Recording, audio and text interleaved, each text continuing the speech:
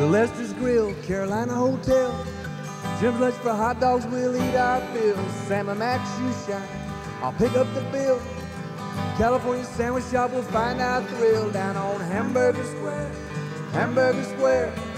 Some of my favorite people down there, down on Hamburger Square, Hamburger Square. Sam and Max and Little Lester's down there. Got something can't be taken away. The power of love, baby, what I say. Max Corner Grill got the mystery mounds. It's Blumenthal's and you know you're downtown. On November 4th, the citizens of Greensboro will be voting for a new mayor. After the primary on October 6th, the field is down to 2 people. Current Mayor Pro Tem Marikay Abuzuaiter, and with me today is former Mayor Robbie Perkins. Greensboro Community Television has reached out to both candidates to have them on individually. I plan to ask some of the same sort of questions to each candidate to keep things fair. However, this is a discussion format, so not necessarily a debate. We're going to keep this open-ended and have a conversation here. So without further ado, Robbie, thank you so much for being on the program here. You know, it's always good to have a conversation, and I've been around long enough to know that Greensboro has multiple conversations about everything, and the question is, how do we get things done? How do we move together as a community and make good things happen for everybody? Yeah. So you started in 93. You were an at-large, or no, you were District 3. I'm sorry. You were District 3 first, and then you were at-large later on. From 07 to 11, you were at-large, and then you were mayor from 11 to 13. Can you tell me about, when you started in 93, can you tell me about when you first started, you know, getting tracked, when you first got in there? Can you tell me about the, you know, your early moments and what that was like, I guess the learning process? Well, it is a big learning process because I was a pretty informed candidate for council. I'd spent years, I actually worked on the realtors and the builders formation of what is now Trebic, the early stages of that. So I paid attention to the political process. I grew up with politics in Virginia, so I knew a little bit about it. And I participated in campaigns. When I first got to Greensboro, I put up hundreds of campaign signs for various candidates and paid attention to it. I went through Leadership Greensboro. And by the end of the Leadership Greensboro class, I had most of the class saying, you know, you really probably ought to run for something. The council member that ran District 3 was a fellow named Tom Phillips. Tom was my across-the-street neighbor. And he came across one day and he said, you know, Robbie, I'm not going to run again. And he said, and I don't think you should run either. I said, well, Tom, sometimes I listen to you, sometimes I don't. And I end up putting my name in the hat and running. What I discovered was, even though I spent all this time on economic development, infrastructure, that type of thing, is how big the city of Greensboro was and how much I did not know.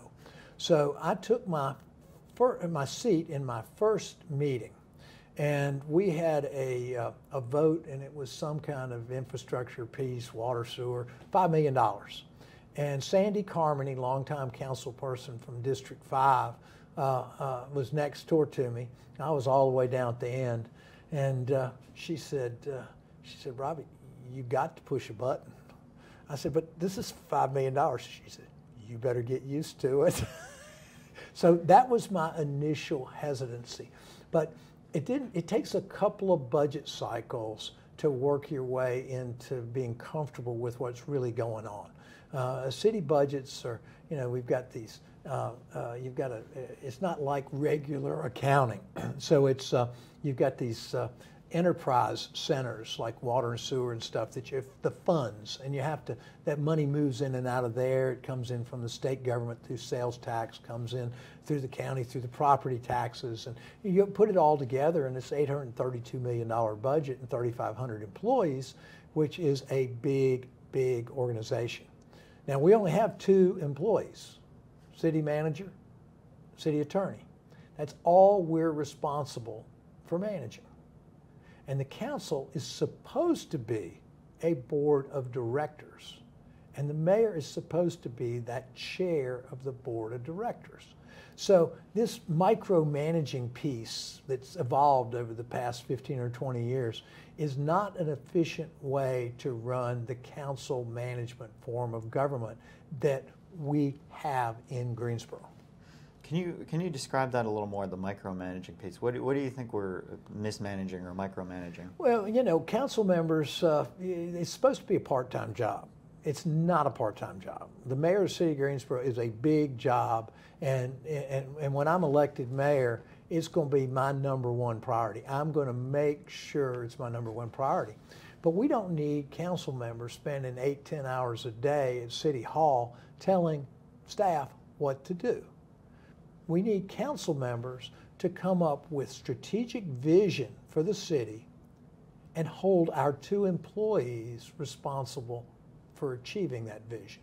And you do that by regularly communicating with your manager. And if I'm mayor, the communication is going to be every single day. And find out, okay, Trey Davis, what are you going to do today? What do you need me to do to help you today? And how are we planning for our next week and our next month and our next 6 months?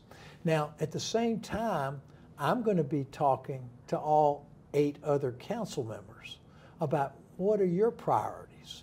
So my job would be to mold those priorities so that we can go ahead and move forward and get some things done. At the same time, I'm a leader. And that's the biggest contrast between my opponent and me, is I'm a leader, and the history of my opponent is that she's a supporter. All right, leaders get things done. They have big vision, they have big ideas, they connect people, and they move the ball. If you look back on my tenure on the Greensboro City Council, you see I led the effort to get the Tanger Center done. I was one of the leaders, significant leaders, in getting the Greensboro Aquatic Center done. I was a leader in the $200 million public-private partnerships that got housing done in the eastern side of town with public-private funds. I was a leader in establishing the scenic corridor overlay around our urban loop. Among other things, I was a leader in coming up with a plan when the Civil Rights Museum, International Civil Rights Museum, was in serious economic trouble. They were in serious trouble because they had something called New Market Tax Credits. New Market Tax Credits were $26 million worth of loans on that project. Well, I'm a real estate guy, and I knew enough to know that if you make your payments on a timely basis for 7 or 8 years, that $26 million goes to zero. But they couldn't make their payments. So I came up with the idea and said, let's do a sinking fund, put $1.5 million in there, and make all the payments on time. And the $26 million went to zero. International Civil Rights Museum is alive, healthy, and prospering today. And 500 years from now, when everybody's gone around here, that effort will still be remembered. Tell me about, we talked a little bit about your past. Tell me about, you mentioned vision. Tell me about your vision for the city of Greensboro. Well, the vision of Greensboro is I think we can be one of the top, if not the top, mid to large cities in southeastern United States. But we got to take care of a few things. We've got some jobs coming in here to the region, and we've done a good job of getting those going. And a lot of that stuff was, the foundations for that were set when I was on council and as mayor, because that infrastructure piece at the airport with the bridge to Jet Zero, I mean, we were working on that when I was mayor. We were working on the water and sewer piece out toward Publix before I got off of council. Things take forever on this infrastructure side. But anyway, so we got the jobs coming in. But at the same time, we got to have places for them to live. We got to put additional infrastructure in place. We got to do some more planning. We got to do a much better job with our downtown. You know, how do we increase the amount of housing we have in our downtown? How do we increase the entertainment options in our downtown? I have a vision for the 2 major universities in our city, North Carolina A&T and UNC Greensboro, of coming into the downtown with some non-academic functions so that it becomes more of a 24/7 sort of city. And the housing is a big piece of it too. So we've got to do a better job of that. We've got to come up with a way for Guilford County to partner with us on tax increment financing in our downtown. We've got to, because they provide 55 cents and we provide 45 cents, so the juice that goes into that TIF financing, and it's high finance stuff, but that's how you get the big projects going in downtown. It's TIF financing. We've got to have a way to put that in place. Last 10 years, we haven't done that. We don't have the ability to do that today. We've got to come up with a regional water and sewer solution. Greensboro is getting tight on sewer. So how do we fix that? We come up with a regional solution because sewer flows downhill. Downhill and downstream means south of us in Randolph County. And there's a committee working on it now with John Hardister and David Parrish, former manager. But we need to go ahead and figure out how to get that done so that we can make sure that this community has adequate water and sewer service for the next 20 years or so. So those are the big things that I see me doing. The other piece of it is you got to have somebody work with everybody. This is a nonpartisan election, supposedly, but it's kind of turning into a partisan election. But we've got to be able to ask for money in Washington, D.C. and in Raleigh, North Carolina with people and work with both Republicans and Democrats. If we sit here as an island unto ourselves, we will miss the huge opportunity that all of this regional job growth has presented for us. So you need a mayor that can kind of weave through that and make things happen. I've got the track record to do that. Yeah, you're talking about like the third rail issue we talked about before camera when this talking about federal getting those funds. How do you do that? How are you gonna this very polarized society that we have today? How do you go about that? Well, it's part of what I do. I put people together and I can make deals. During the last 12 years when I haven't been mayor, I was involved in the Publix transaction to bring Publix to the east side of Greensboro. I was also involved in helping with the news and record piece. So, I haven't been out of the game, and I know how to put large deals together. There's nobody in this region that I don't know personally. I can get to everybody in the region, sit down with them, and look at what is going to benefit all of us. There's a very strong argument that the health of the city of Greensboro benefits those that are in the outlying areas. City of Greensboro is a pretty dark blue city. Folks out in the counties are pretty red. So how do we collectively come together and make life better for everybody? I know there's huge in-commuting from Randolph County and Rockingham County to our hospital systems and other employers in town. We got to make that work. We've got to figure out how the cultural opportunities are there. Our Greensboro Coliseum is a regional asset. And we've read stories about the deferred maintenance on that building being close to $200 million. How do we do that? City of Greensboro's got 20. Where are we going to get the rest of it from? So there's an effort to get more money now, but how are we going to be able to pull that off?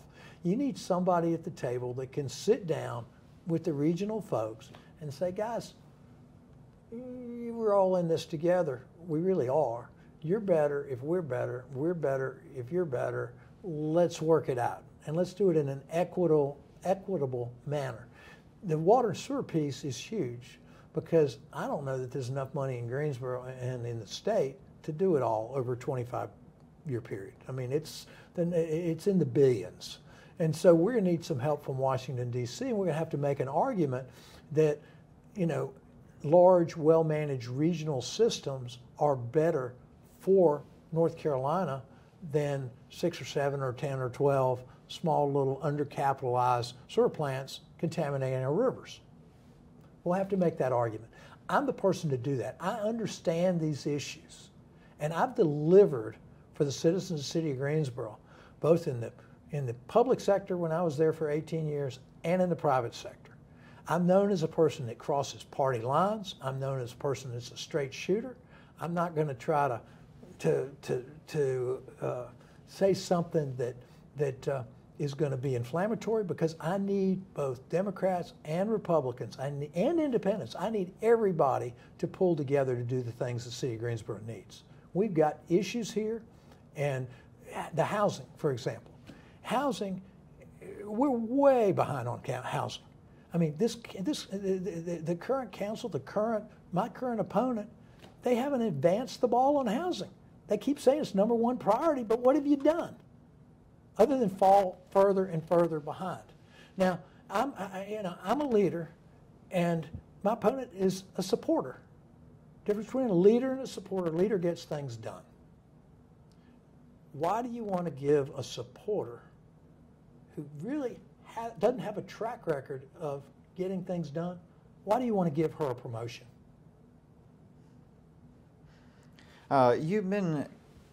You talked about, you've been out of the game here for, what was it, 13 years? I've been out of the political game. Yeah. I've been out of elected office. That doesn't mean I haven't been paying attention to what's going on. Okay, so what caused you to come back into the race now? Because Greensboro's in desperate need of strong leadership. And I got called as soon as Nancy Vaughn said she wasn't going to run again. My phone started ringing off the hook. Lots of folks said, you've got the leadership skills, you've got the energy, you've got the knowledge of what we need to do to be a great mayor for the city of Greensboro. Would you consider it? And I said, probably not, because life is good for me. We've got a very good business. We're one of the most successful commercial real estate companies in the region. We are doing great. Got a great family, got 8 grandkids, the 9th's coming in December. Got a lot going on, but you have very few chances in this life to make a real difference. And I know that if I'm mayor of the city of Greensboro, all of its citizens are going to be much better off, because I know what needs to be done and I know how to get it done. I can come in November 5th and I can start working. I don't have to be sworn in. I can start working toward building the types of coalitions, #1 on the Greensboro City Council, because 5 votes is what counts on the council. The mayor can't do it all themselves. The mayor's got to listen to these other council members and figure out how we're going to work together. Establish a plan, communicate that to our city manager, so that when we get sworn in early December, that manager can repeat back what he's heard from me and the council, and we can start running right then. You talked about housing being an issue. What are the other issues you're seeing in the city of Greensboro right now? All right, we got 4 basic issues that have come up on the campaign. The public safety, housing, infrastructure, planning are for the big issues. Now, I would say that in order for you to successfully tackle those 4 issues, you've got to work on 3 principles. And those 3 principles are transparency, accountability, and communication. If you do those 3 things, if you establish those as core principles, then you can build trust in your community and accomplish the heavy lifting that's need to be done on those other 4 items. Let's talk about this. So candidate Crystal Black, she recently went before City Council, and she spoke about decades of divestment in underserved communities. She cites lacks of green spaces, grocery stores, job opportunities, and lower property values. Not to put you in a District 1 quarrel here, but do you agree with her sentiments, and what can be done, if anything, about that? There's a lot of frustration in District 1 and District 2 because they don't look like the rest of Greensboro. And my comment to that is, we did a parity study in 2012, and that parity study studied the eastern side of town, and it made recommendations. And those recommendations still hold true today because nobody's done anything with them. So the point she makes about infrastructure, you can't get food stores and put them on a one-way dead-end street.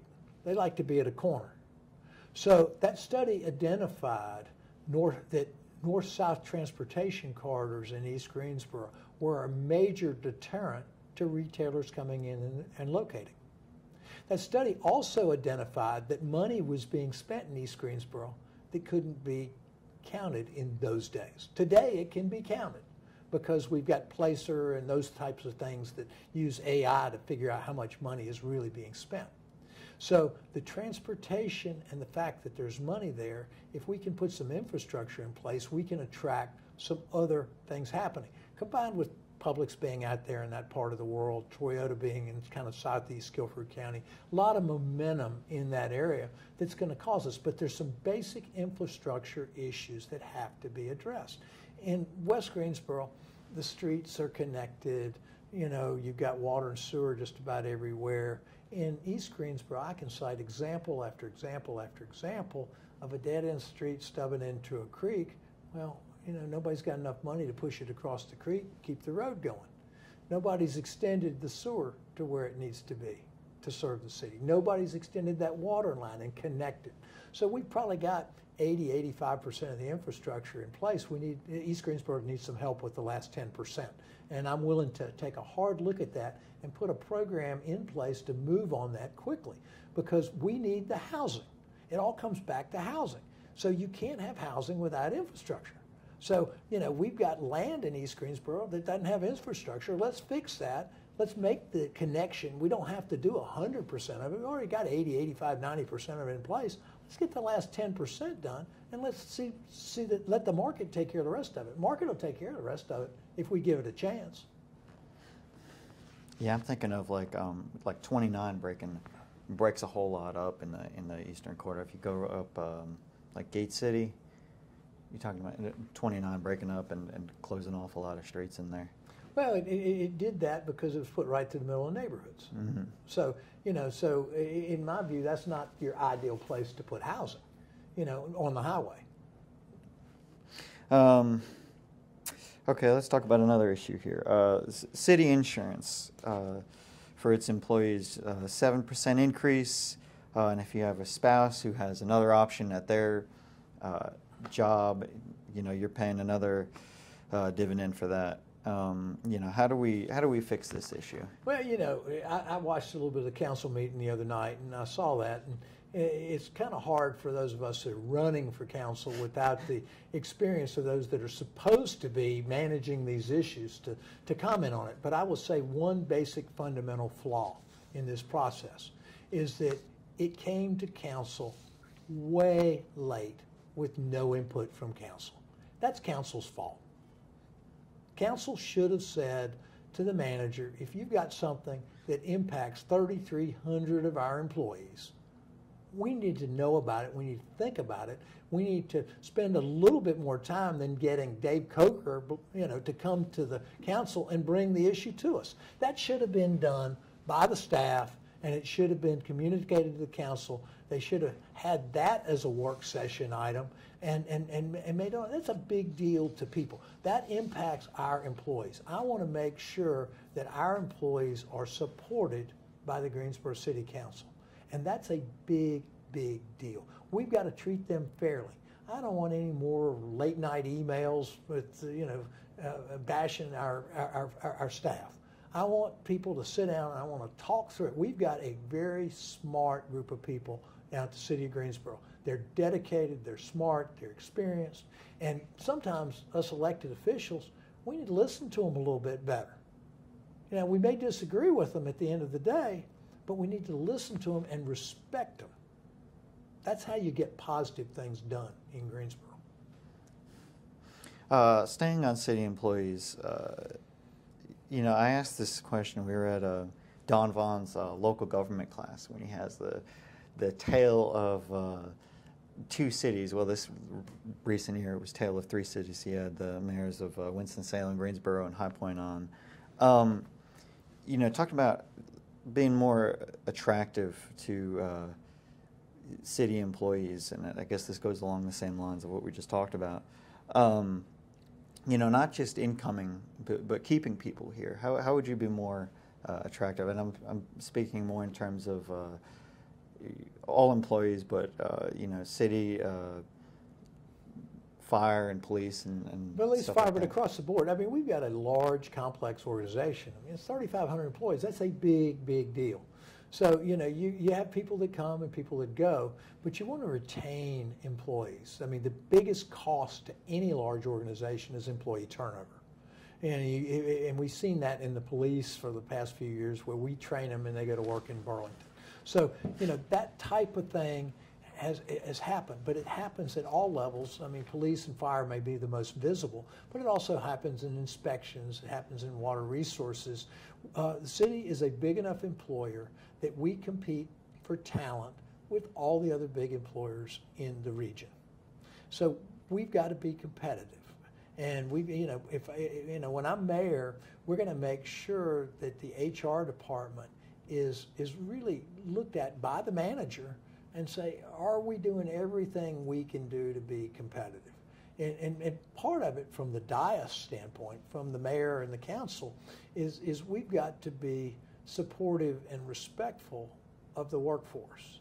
I mean, if we're tearing down our staff, especially publicly, that is a big red flag. I mean, our employees at the City of Greensboro, they watch these council meetings, and they know what's going on, and they talk about it. And everybody makes a mistake, but let's go ahead and talk through it in a positive, productive manner, as opposed to a gotcha manner or a manner that doesn't show the respect for someone who's been there for a long time and is working as a public servant, just like you elected officials are working as a public servant. Yeah, and this isn't anything, that's just home to Greensboro. I mean, this is something across the board that we've been seeing for last several years. It all gets back to this council manager form of government. I mean, if the mayor is the chairperson of the board of directors and the council is the board of directors, and we got 2 employees to responsibly manage, then that is a clean, clear chain of command. And that's a whole different organizational flow than the council members going out and doing what they want to do and talking to people at the ABC store and talking to people at waste pickup and doing this and doing that. It just creates a lot of noise within the organization and a lot of inefficiency within the organization, because then our city manager's office is involved in damage control for non-elected officials, as opposed to doing the strategic work that needs to be done so that the city operates properly.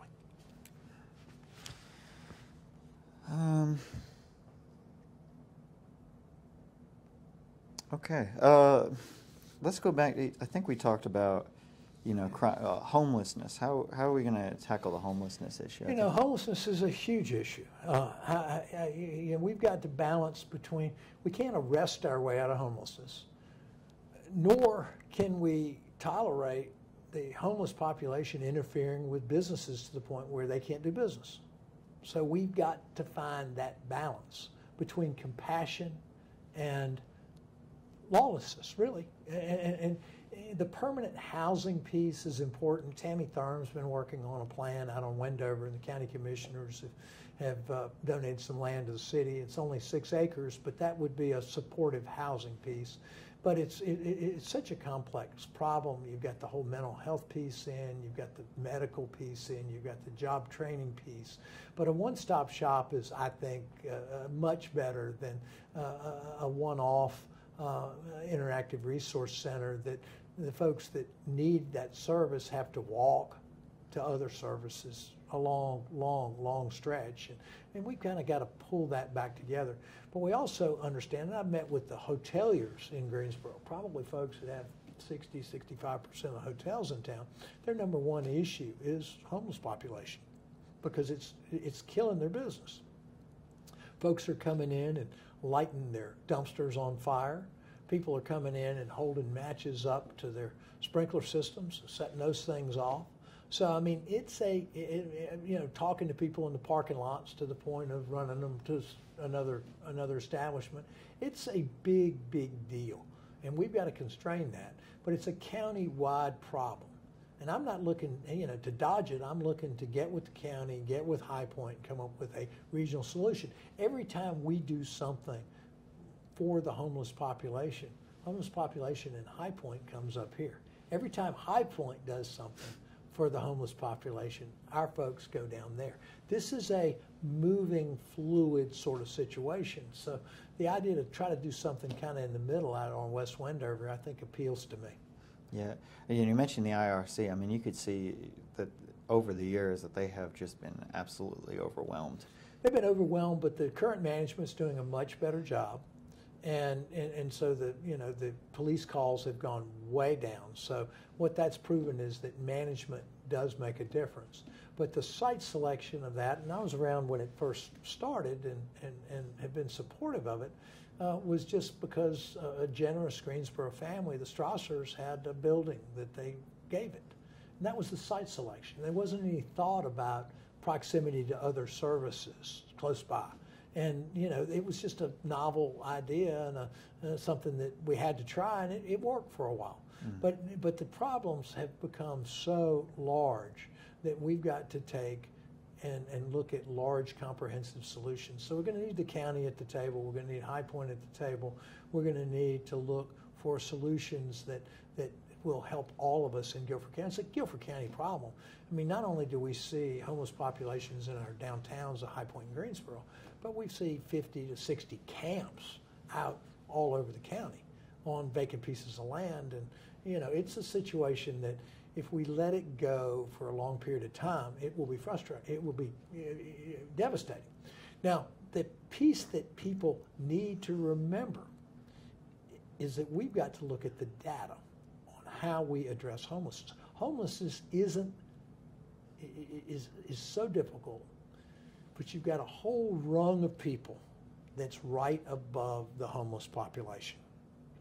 And those people, if they fall into homelessness, it costs 10 times the money to take care of the homeless population than it does that level right above the homeless population. But from what I understand, and I'm trying to get a hold of the data, and I've had people tell me they've got it and they'll give it to me, is that that level that's right above the homeless population is huge, and it's getting bigger. And if we don't address that, then we're going to have almost a tsunami of homelessness in Greensboro. So we better be careful. We better look at the data. The current council has had a presentation on this. They haven't acted on it. And you're talking about people that are like living paycheck to paycheck. Paycheck to paycheck, or really in financial distress. And it could be they lost a job, down on their luck, have a medical issue. I mean, you look at medical issues being one of the biggest things that causes people to have financial distress. So that type of thing. And these are, by and large, we got a lot of good people in Greensboro. And bad luck hits everybody. Heck, bad luck hit me back in the Great Recession. And I had to come off the mat and work hard to build back and get to where I am today. But, it's sometimes life's not fair. Sometimes life's tough. And it's our job, it's my job as mayor, to do the things that help our people every day. And that's what I plan to do. I am not going to sit there and just support something that has been thrown in our lap. I am going to lead this city. The difference between me and my opponent is I'm a leader and she's been a supporter. And you ask her about the tangible things that she has made a difference in and gotten done, and there's a dramatic difference. How many hours would you say it takes, because you've done it before, how many hours in a day would you say you spent, you said it's a full-time job. It's a full 40-hour week. 40 is your full-time job. Yeah. But, one thing about me is I'm kind of a political junkie, so to speak. I look at this stuff, I think about it, I breathe it. So even on my off hours, I'm thinking, how can we fix this and make Greensboro better? And can I get my camera out and take a picture and send it to somebody, to the manager, and say, hey, what do you think about this or that? I'm always thinking. And ideas are my strong point. Ideas and connecting people to make those ideas happen. Ideas and connections, ideas and connections. And we've got to have that to solve our issues with housing, with public safety, with infrastructure, and with planning. We got to have those kinds of ideas, the big ideas, to get our downtown rolling right. We got to have somebody who can connect people to get this water and sewer thing moved on. One of the ideas I came up with, transportation is the second biggest cost of somebody behind housing. So, I've actually floated this idea with some of my friends in High Point. Why don't we merge the GTA and High-Tran, the bus systems? Because the goal ought to be to get people to work. Let's get them to work. Doesn't seem like we need two administrative forces. And they stop here, and why don't they just keep going back and forth? It could work. It could work. It's a big idea. Another big idea. Let's put a housing rehab program together. Community Housing Associates has done a great job. They got $1.3 million a year. They take houses that aren't safe and they make them safe for housing rehab. We probably got 25,000 houses around town that need something done to them. So why not put a little bit more money into that type of program with somebody that already knows what they're doing, and then let's start a minority business program that concentrates on training and building minority contractors to take those jobs. They start small, but they've got a guaranteed source of income. 3 or 4 years down the road, they're doing real projects, big projects, and can compete in the MWBE field for the city, but they can also make a living in the private sector. That's how you build foundational wealth in your community, build those businesses. And that's something I think we ought to jump on fast. You did. I guess you kind of answered it. But what are you doing when you're not? You're still doing the broker thing, right? Oh, I'm the market president of NAI Piedmont Triad. We got 25, 26 brokers in the region. We've got an office in Burlington, Greensboro, and Winston-Salem. I love doing it. I've done it for 46 years. It's I go in the office every morning. I'm fired up because we got things to do and deals to work on. I've got a strong team that supports me. And when I'm mayor, that team will still do their jobs, and I'll see them, early in the morning, late at night. I might see them in the morning, in the afternoon. But in between, then I'm going to be working the stuff for the city, especially until we get the real input from the city council and deliver it to the manager. People think that the budget season is June. Well, if you're in local government and you don't start working on your budget in December, you're behind. So I plan on getting elected November 4th, November 5th, start working, figure out what the council's going to do, and then try to build on our budget so that we can successfully identify the fat in the government and the opportunities the government needs to take care of. And we do that by getting involved early. We don't need to sit back as a council until March or April or May. We need to kind of get in there and start forming that budget in no later than January. What does that take? Because you've been in that arena before. What does that take? You got me. How many hours do you spend? What are you looking at? Can you tell me about doing a budget? You look at a paper document for one, but you also talk to people. And you try to get ideas, and you say, what would be a good policy idea that can help us with this? Do we have duplication of services among, arenas? And I don't know, because I'm an outsider right now, but I look at the communication piece. I say that's one of our foundational principles: the transparency, the accountability, and the communication. If you're going to communicate to 300,000+ residents, you need to make it easy for them to understand. So I really kind of wonder, with the age of AI and technology that what we've got, can we do something more efficient than every department having their own website? Can we have a central clearinghouse on websites? Can we put together and use the talent within our organization to make it easier for that citizen to communicate with City Hall? That's going to be a big part of it.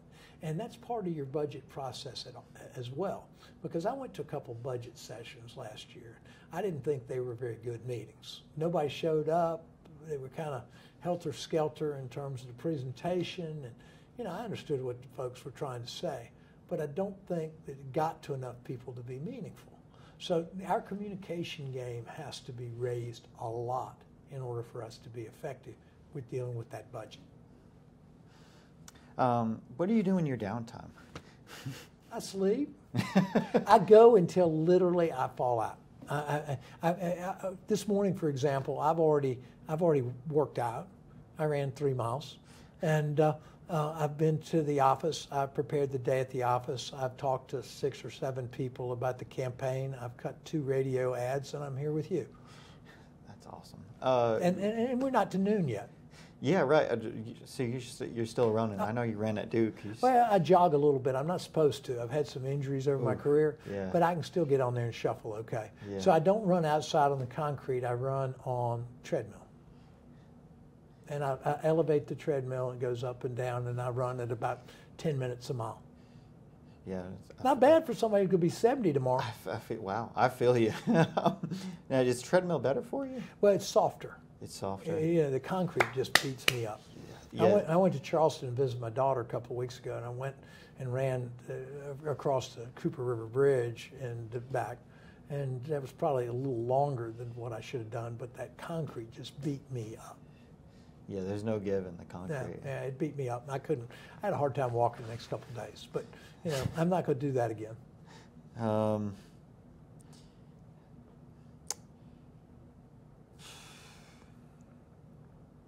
What's your favorite thing about living in Greensboro?